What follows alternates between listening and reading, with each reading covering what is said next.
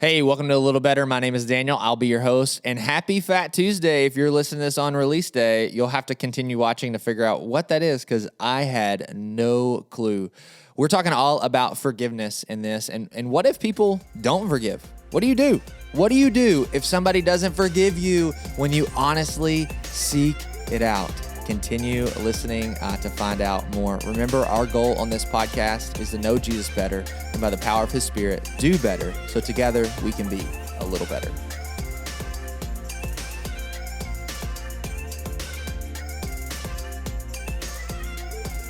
Hey, happy Fat Tuesday, A Little Better podcast audience. I actually have no idea what that means. Brad told me to say that. I can't believe you don't know what that means. Do you know what that means? Yeah, it's like the big exercise day. Is this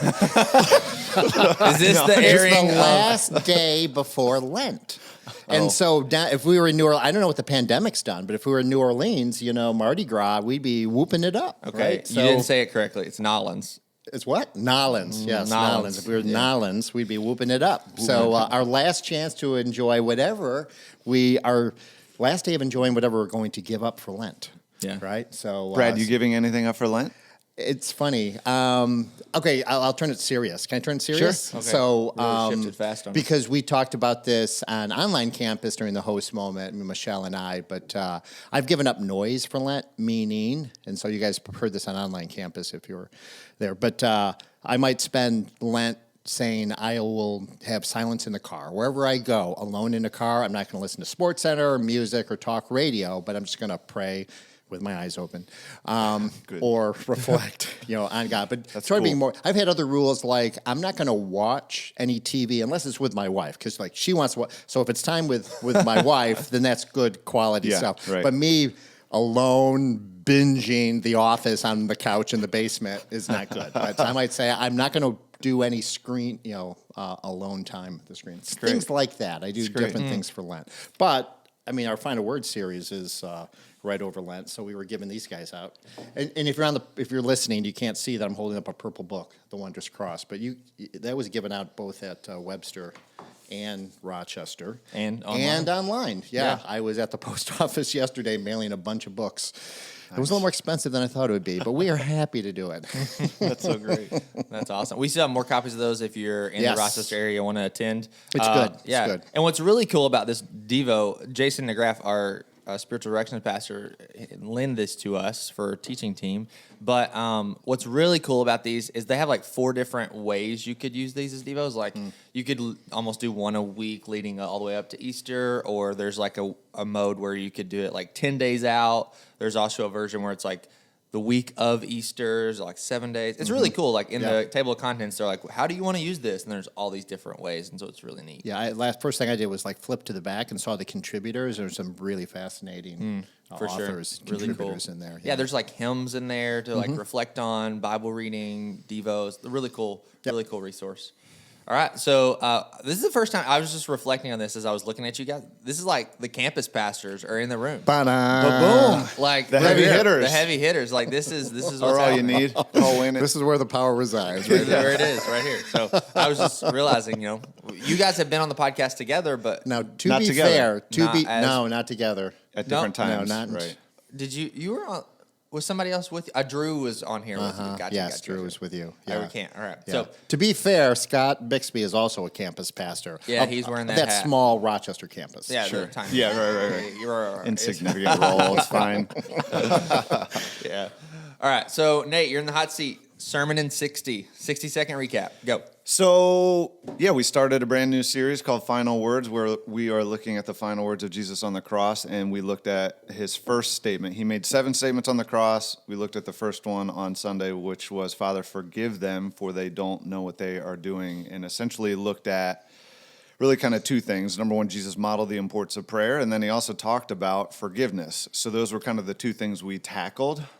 Jesus modeling prayer, but then also he revealed our greatest need, which is forgiveness of sin, but also through that sets a foundation for us to think through how do we forgive those that have also wronged us and hurt us in our lives.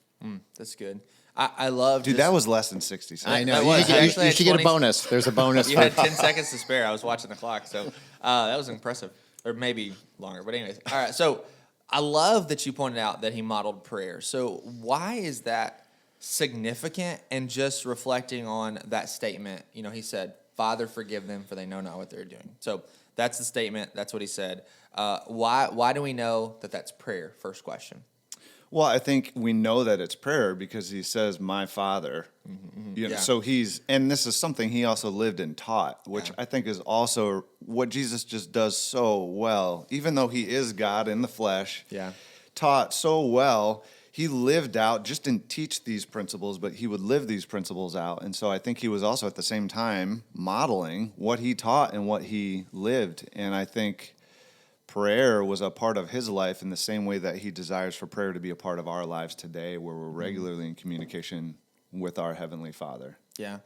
My wife and I were talking about that, just that principle that right there on the cross in that moment, Jesus is feet away from his, not only his persecutors, but his crucifiers, and he doesn't directly address them. He turns his attention to his Father in heaven, and which I thought was just so profound in that moment. And that his highest priority is us. Yeah. He's going to the Father for us, And his enemies, not his disciples or my followers or the people I like. Yeah. But the people that are hurting him the most. Right. Yeah, that statement is just so, it's like almost an eternal statement, because yes, the people, we look at that scene and we zero in and we, almost pinpoint laser focus that, he's talking about those soldiers that nailed him to the cross, but you said enemies, he's talking about us. Right. We are his Everybody. enemies in that regard. Mm-hmm. And so I want to talk briefly on this fact of, you kind of wove prayer into this whole talk as we're seeking forgiveness, or as we're seeking to give forgiveness. What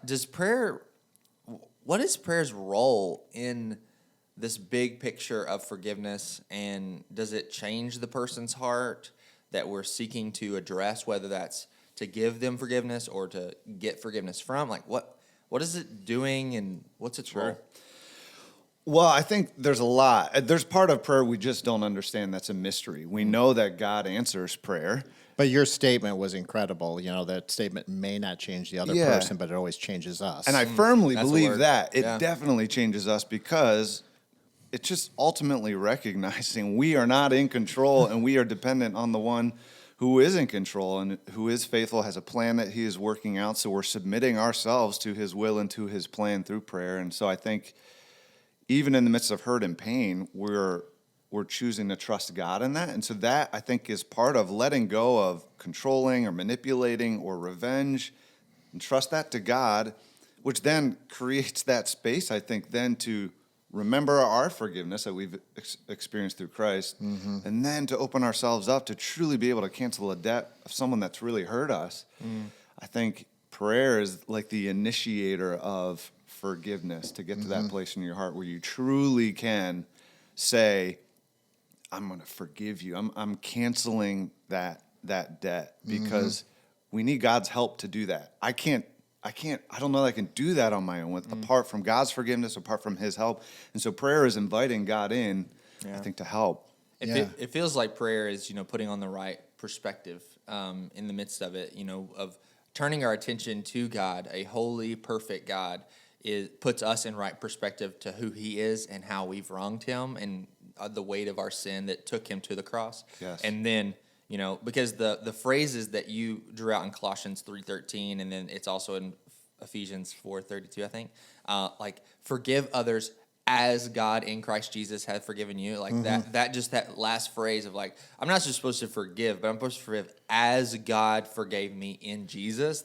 That's a weighty statement when you think about the ramifications of that. For sure. And you could think at a horizontal level that it could be a reason of pride, right? I'm the better man. I'm superior to you because I'm willing to forgive. And it's just like, no way. There's no way that I'm even forgiving you for a fraction of what God has forgiven me. Yeah.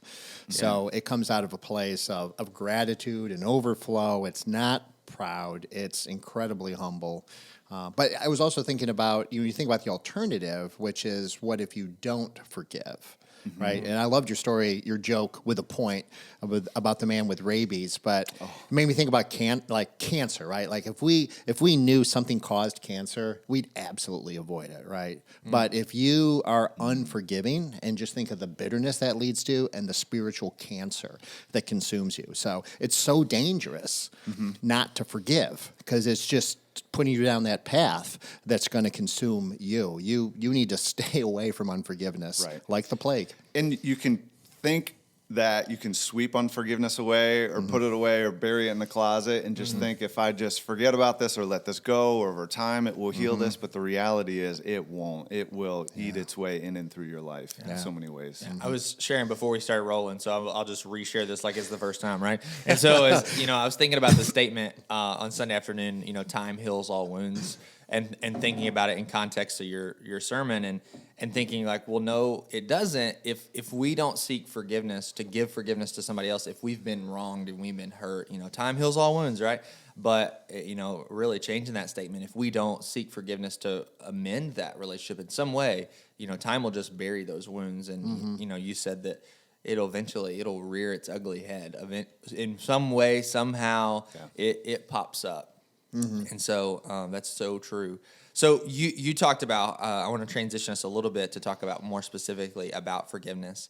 It feels like this message is really, man, you had a beautiful outline, a great point. You preached it well, but it's almost one of those that's like, man, it was easy to preach, but man, in some situations, how hard would this be to live? There are some situations where people are, harboring unforgiveness. That's like, come on, like that's a little childish. That's not worth the cost of that relationship. But then there's other people, they've been hurt, and they've been, stabbed in the back. You gave so many good examples of things that could be happening that were broad. But let's talk about briefly, what are some misconceptions about forgiveness and why people don't seek to give it, that they've been hurt? Yeah, I think there's quite a few misconceptions. I think I taught on this, of just some people think it's a feeling or it's forgetting. Yep. I think one of the big reasons why it's hard to forgive, and it is, I'm not saying it's easy by any stretch of the imagination, forgiveness, it is hard to truly live out. It's one thing, you're right, to talk about. It's another thing to truly practice and show and give to people, especially if you've been hurt. And I think one of the reasons it's hard is we've been hurt. And when you're hurt, you want to avoid being hurt again. And I think people have this idea that if I forgive this person that has really hurt me, I'm now opening myself up to get hurt again. And we want to protect that. We don't want to do that. I don't want to open myself up to that. And so in our fear of getting hurt, we withhold forgiveness. The problem is we're commanded to forgive. We were just talking about how Jesus, it's not optional. Yeah. We're commanded to do something, which is to forgive. And this is where I think people get mixed up. Another one of the misconceptions, trust and forgiveness are two different things. Yeah. I think people think, well, if I forgive them, well, now I give them the keys to everything again, my heart, my life, all of that. Well, no, not necessarily. Yes, we forgive, we cancel that debt, but trust is earned. Forgiveness is commanded, trust is earned. So trust, you don't just allow them total access to every area of your life again. You set up some boundaries. Okay, if they cross that and show themselves to be trustworthy, then okay, then we move the boundary a little bit again, and that relationship may never be fully restored to the way it once was, but you can still forgive, cancel that debt. But that whole trust and forgiveness, I think, is what can trip people up and prevent people from truly forgiving someone that's hurt them. Good. I've heard it said before that a pastor I used to serve with used to say things like this, that every sin is forgivable, but every sin on this earth has ripple effects and consequences that may have lasting ramifications that last a lifetime. That, that just, if you've broken trust or hurt someone, that sin is forgivable, but that doesn't mean there's not going to be ramifications and consequences that, because of that, that remain in your life, for whatever reason. Because, we need to operate out of wisdom in all of our relationships, but in wisdom, we can still forgive people. We don't have to just harbor feelings or try to put up this facade of protecting ourselves. And Brad, you were talking about some things of that protection actually damages us when we're not yeah. seeking forgiveness. And what are some of those things you were talking about? Yeah, I think so. The dynamic goes to that, Colossians. Remind me of the verse 3:13. again. 3:13. But bear with one another, forgive one another, as the Lord has forgiven you. So you're preventing the gospel in your life, really. If you don't capitalize on those opportunities, and they are opportunities, right, to forgive others. It is the only way we learn the gospel, is by walking through forgiveness ourselves. And as far as, you mentioned the ripple effects. There's always suffering. Forgiveness is a choice to suffer, right? Actually, you're going to suffer either way, right? You're going to you're going to unforgive, and that person hurt you. The damage is done. It's real, right? And you're suffering it. Or if you're unforgiving, you're going to suffer. If you're forgiving, you're in some ways choosing to suffer, right? Jesus on the cross, his forgiveness meant choosing to take on himself all of our suffering. In tiny little ways, we choose suffering too, right? If someone, you mentioned canceling debt, if someone betrays us, embezzles money, steals, whatever, that forgiveness might mean, I'm never going to collect that money, from you. Well, that doesn't instantly make you financially in a good place. You suffer, right? You're saying, I will choose to take on the consequences of your sin. I'm going to make up for that debt myself. The damage that's done. Yeah, you answered a question that I wanted to ask later. Oh, okay. But Sorry. Ultimately, I want to bring it up here in case some people, it's not in the back of their mind. This is a big question that's being asked in the past 10 years is, so if that's the way that God commands us to forgive, canceling a debt, that's what you defined it. Forgiveness is canceling someone's debt, a waving of the hand. Some people would say pretending it never happened. Like that's almost like what we're supposed to do, if you want to say it like that. Why did God not exercise the same thing that he commands? It's almost as one of those, those old school parenting riffs, like do as I say, not as I do. If God commands us to forgive and cancel the debt, wave our hand and pretend it never happened. I hate that phrase, wave the hand. It's just not true at all. There is no waving the hand. Why is it not true? Because the suffering is still real, right? I think I'm embarrassed by how often I say Tim Keller. He has great illustrations, but I think it's in the Reason for God. Reason for God. Yeah, I think he has the illustration of forgiveness. So like if some man comes down the street and he crashes into your fence on your property, and if you step out there and you forgive him, someone still has to fix the fence. You're just letting him drive away without fixing it. But, you're going to bear the cost of fixing the fence. There's no waving of the hand. The people who've been hurt, they really hurt. They're just choosing to, look at that suffering, differently. They're choosing. It's the waving of the hand. It doesn't make it go away. We never pretend like it never happened. It happened. I love what you said, Brad, about you suffer either way. Suffering is unavoidable when you have been hurt. It's just a matter of which lens are you going to choose to view that suffering through. That's good. And I love your point of, if you don't forgive, you're really choosing to neglect the gospel's work in your life in the midst of that pain.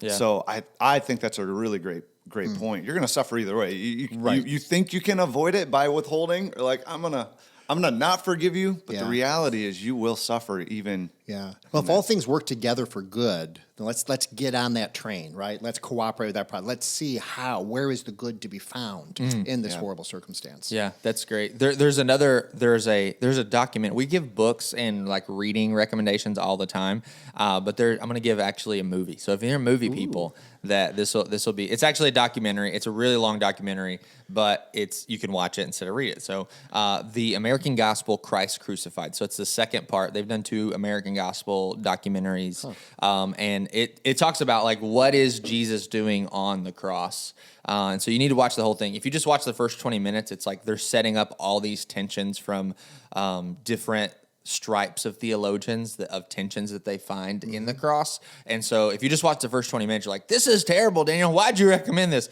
Watch the whole thing before you but they do this beautiful like snippet in the cross about forgiveness, where they almost draw on a chalkboard these 2 people. And they say basically the cycle of debt and forgiveness is person one wrongs person two, therefore person two has to recycle back from person one and pay the penalty. So here they either pay the penalty or they get something, retaliation. You talked about the Levitical law of, if someone wrongs you, an eye for an eye, a tooth for a tooth, it's basically equalizing the debt, which in the Old Testament law, God was basically going against the grain even then of saying you don't need to collect interest on debts. You just need to level the playing field. Like it's only an eye. It's or only an a eye. tooth. It's only a tooth. Like if someone accidentally kills your ox, you don't kill two of theirs. You should get one. And so he's leveling the playing field even in the Old Testament.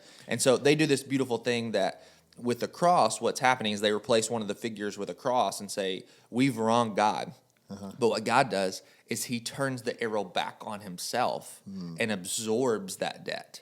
And so when God asks us to forgive people, what he's telling us to do is they talk about the definition of forgiveness, which is, Hunter, spot on what you said, canceling a debt. They said one way to think about it that's super, super helpful is absorb the debt. Right. Because payment must be made every time a wrong is committed in life, period. A payment must be made. And so what Christ did on the cross for our sins is he took on the debt for us.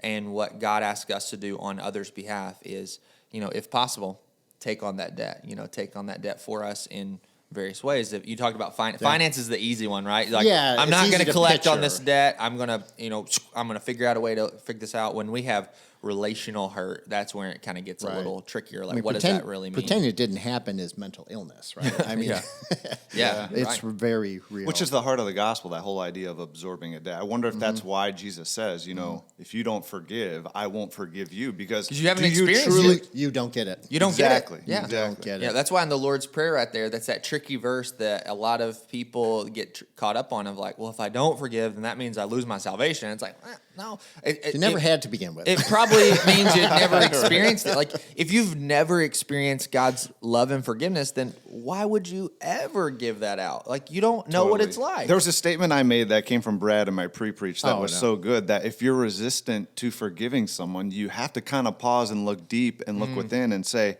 have I truly experienced Christ's forgiveness? Even dimly understood it. Yeah. Right? It's just, we'll never fully comprehend it. You said that in the sermon too, right? I mean, just never fully comprehend it. But the more we can try to appreciate how much greater it is than anything we would, forgive for others. And then it really, and the whole dynamic changes, right? Because then it actually becomes an opportunity. It actually becomes joy. It actually feels good. You know what? I get the opportunity to pay forward what Jesus did to me. I get that opportunity to express gratitude. Hey, dude, that $10,000 you stole, listen, I mean, I'm going to suffer, but listen, it's nothing. I just want you to know that someone forgave me millions upon millions more, than that. And especially think of if that other person who's wronged you is not a follower of Christ, the opportunity that presents itself is, I heard from a missionary one time that they said they're living in the UK still, and what they told all the people that came over, it's like, live in a way that people ask why. Right. Live in a way that people ask why. Right. And man, when they ask why, you get the beautiful opportunity of sharing the gospel. It's because of what Jesus has done in my life and through me that this is why I'm living. Those are the best apologetics. That's the best 100%. is your life lived. How they're weird. That's Scott Bixby did closing comments at Rochester campus, which I sat in on, and he talked about it's weird to forgive people. Yeah, it's just so weird, and then people scratch their heads, and hopefully they find the gospel. Looking for an answer. Absolutely. Well, in these last few minutes, what I want to talk about in this episode is the other side of forgiveness. What if we are the person who has wronged someone else? What you gave us also, just to go back a second, you gave us in your talk like a beautiful outline of like steps to forgive someone. And there's books out there, there's one by, I think it's Lisa Turkhurst, my wife read it last summer, of Forgiving What You Can't Forget. That's a beautiful recommendation. We've recommended that through Equip at various times, and that's another one. The link will be down in the show notes. But what if you're the person who's wronged someone else? What are the steps to seek forgiveness? that we should pursue? I think right out of the gate, I think you can start with prayer and talk to God and ask God to forgive you for whatever hurt or pain you have caused. Start there, but then from there, go to that person. Win humility and seek and ask for them to forgive you. And I think if you're able to articulate as well when you forgive the hurt and pain that you've caused that person, that will also, I think, demonstrate or show that you understand the ways in which you've hurt that person. And then ask for forgiveness. Don't command forgiveness or demand it, but ask it. I think would be two places to start. Go to God, pray. Just again, we see here, go to God, pray, seek his forgiveness in what harm you have caused, but then go to that person. And I think the more specifically you're able to say, will you forgive me for the ways I've hurt you, the ways that I have caused pain in your, whatever that is. I think the more specific, the more I think it will mean to the person who should grant you forgiveness that you're understanding and you're coming in humility and brokenness. But I'm going to give a shout out to a kids' TV show. You ready for this? all right. Back them in the show notes too. I have toddlers, so we watch a lot of like PBS Kids, right? And the way that Mr. Rogers' Neighborhood, now known as Daniel Tiger, they talk about how to seek forgiveness is say I'm sorry is the first step, and then asking how can I help. And so I think something with seeking forgiveness is we should almost never expect that other person to absorb the debt. I think if we're genuinely seeking forgiveness, we need to be willing to pay damages of what we've done, whether it's relationally, financially. Like we should never go in seeking like, well, I'm going to go because I know he's just going to take care of it. He's going to be like, it's fine. Like, Will you absorb my debt? Would you take care of my debt that I caused you? It's like, no, we should never go in. It's like, hey, what's this going to take? And I think that mindset is always good. And I think of like marriages of, that somebody's caused hurt in one way or another. And if you go in just thinking like, just forgive me and we'll be fine, we'll move forward, trust me the same way you've trusted me before. It's like, no, that's a bad expectation. If you've hurt your spouse or a relationship with a friend, coworker, or the case would be, you should be willing to like, there's going to be guardrails and barriers that I have to do because I wronged them. And I've got to be willing to do that if I want to restore trust and forgiveness in this relationship the way it once was. Yeah. I got to be willing to do that until they can forgive me, but that doesn't mean they trust me at the same level. And I got to be willing to pay that debt because I caused that damage. The venerable theologian, Daniel Tiger. Very helpful. Daniel Tiger, shout out. Yeah. Roy, who Roy Rogers made it in here? Roy Rogers. Mr. Rogers. Mr. Rogers. Very different. Very different. I love that you say start with prayer and humility. But the thing is, like, we're such spin doctors, right? I mean, I think you mentioned that too. But it's like it's so easy for me to become defensive. Given the it's like, well, I'm so sorry for the way I wronged you. I'm so sorry for the way you pushed me so close to the edge where I had no choice but to lash out. Sort of thing. It's just spin doctors. I like it. Yeah, but. To and never really use the word like it. if or but. Like, right, you did hurt them, not if I hurt you. Or, yeah. I mean, they sin too. Yeah, that's a given. We all sin. We got that. We're not here about that. We're here about what I did and just to own it, And the nice thing about that too, it doesn't always happen, but you're far more likely to get someone to come back and say, I'm sorry for the role I played in this too. It doesn't necessarily happen, and that's not what we're after. But you just need to go in owning this is my sin. I wronged you, and I'm sorry. And how can I help? And how can I make it better? All I hear is the Daniel Tiger song playing. A dad with young kids, man. I remember being in those days. I just thought through the lens of such wisdom to be obtained, though. The last question is this: what if they say no? The person that I seek forgiveness is what if they say, nope, you're not forgiven. Again, you can't control or demand it. So you have to entrust that to God. You're only responsible for your part. You cannot control them. So you leave that with God. You trust him with it. Yeah. Yeah. And I think it goes back to things we've already said. We pray for their heart. And like, if you're genuinely seeking forgiveness and, so we entrust it to God. I want to do a recommendation that there's so many things and thoughts that have been contained in one book that I'm reading right now that I've did a recommendation before. It's called Do You Believe by Paul Tripp. And he talks about 12 doctrines that if we genuinely believe them, and forgiveness is tied up in there. I read a chapter section on that last night, and it was just like a lot of things that we've said that were he has ideas on. It's so beautifully done. Do You Believe by Paul Tripp is a great resource. Given the fact that you recommended that about 5 times, it's so good. Yeah, I guess I should read it. It is so good. It's basically he's functioning out practical theology that if you really believe this, then this changes the way you live, and here's how. And so he does like 3 pages on the doctrine, and then it's like a 15-page chapter on this in everyday life, like scripture and God's holiness and God's sovereignty. And, he just kind of rolls through 12 different doctrines. And so it's really good. Right. But thanks so much for listening to this episode a little better. Remember, there'll be links in the show notes to Daniel Tiger and so much more. We can't wait to see you next week. Happy Fat Tuesday. Yeah. Happy Fat Tuesday. If you're listening to this on release day, hope you have a great rest of your week. We'll see you next week.